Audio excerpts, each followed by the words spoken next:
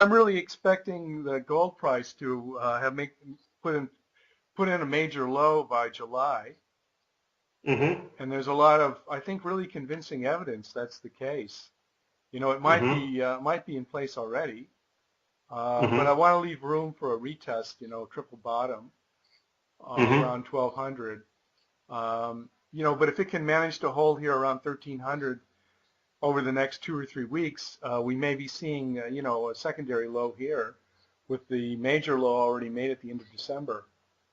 And, Mm-hmm. you know, that's maybe in the US dollar, but I think that, you know, the case for that is really very compelling. And I've just actually Mm-hmm. started posting that comment in the last day or two because I've, you Right. know, done the work. It looks really good.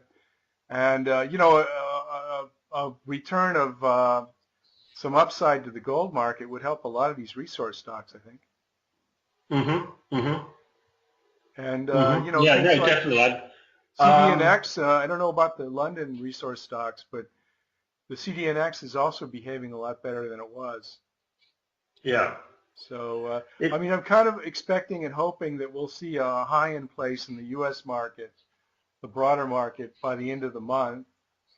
And then we'll see a shift away from stocks into gold and resources, you know, certain, maybe not broadly into copper and, you know, all the small companies, and probably not into coal and iron ore, but so that, you know, it's a gold chart with a gold box Yeah. around it.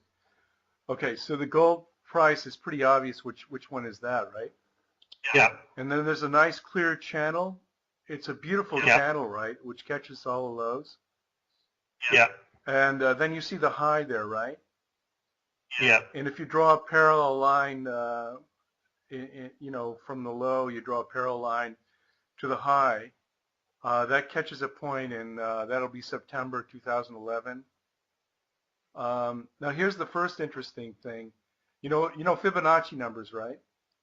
Yeah. So if you take the gold price high and you multiply it by Fibonacci, you know, 61.8%, Yeah. it gives you a number which looks like 1187, which was exactly the Right. low.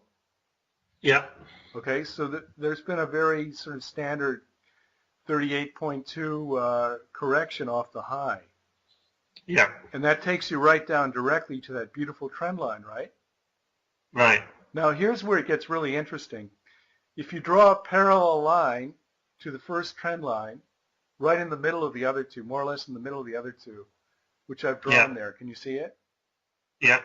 Uh, there's a purple, so you basically have a channel with a middle point. Um, Yeah.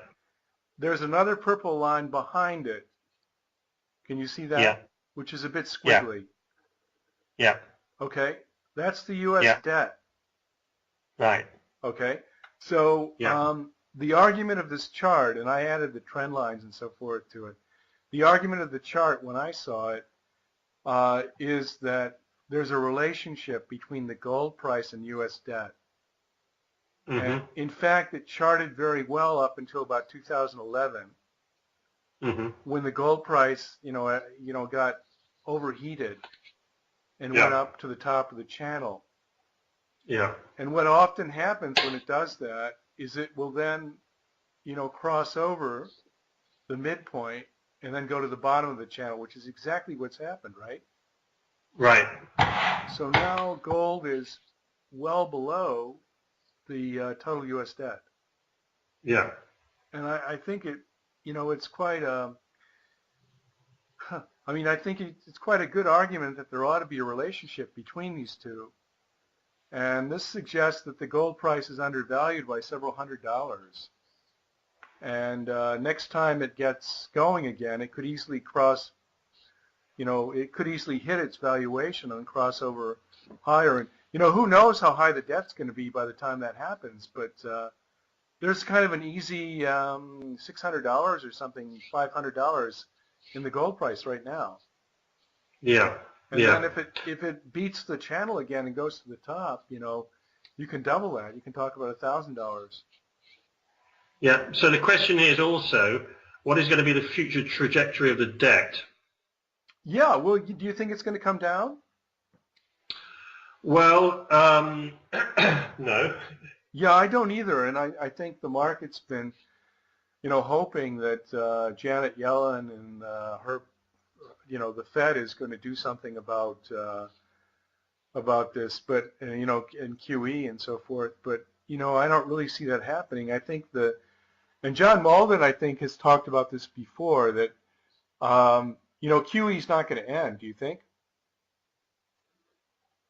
And I'm associating QE with the debt.